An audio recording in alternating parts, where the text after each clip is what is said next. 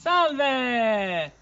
Oggi siamo in un paesaggio fantastico, siamo nel mondo delle fate e in particolare, vedete, alle mie spalle c'è la grotta del Buoro Vecio. Siamo nel Montello, una grotta carsica che si trova nel Montello come tante altre grotte, ma questa è la grotta più, diciamo, importante, più anche visitata al proprio interno, esplorata. E da questa grotta diciamo che ci sono delle acque di sorgente prima di parlare della grotta però vorrei dirvi che il Montello è un monte isolato della provincia di Treviso che ha diciamo un'altezza massima di 370 metri. Questo monte è percorso da 21 prese che longitudinalmente si collegano alla strada dorsale di 15 km. Praticamente siamo nella zona anche di Nervese della Battaglia, ma in particolare ci troviamo a Croce del Montello. Ma su questa grotta si vede anche dal paesaggio, diciamo che è stata una grotta anche in epoca preistorica, si facevano dei riti pagani sulla fertilità per richiedere diciamo, la fertilità del territorio.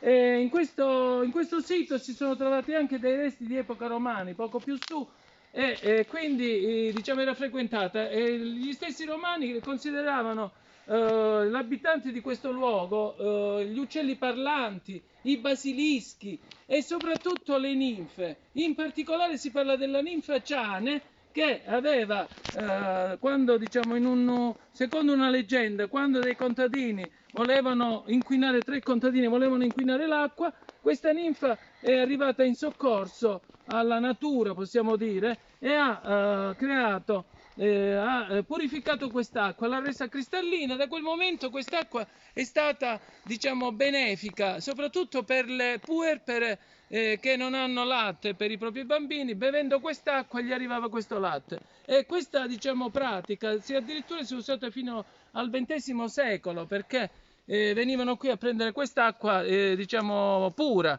Un altro particolare anche queste ninfe ciane dava anche la possibilità come dire, a tutti di bere quest'acqua. In particolare diciamo che soprattutto in questo ambiente naturale c'è anche si parla anche del Massariol, che era un elfo burlone tipico di queste zone che faceva perdere le fanciulle in questo bosco e le fate, le ninfe preparavano del miele proprio per curare, per rifocillare queste ragazze che si erano perdute. È tutto un territorio diciamo magico e in questa magia oggi siamo anche al canto al Piave, vi lasciamo, salve!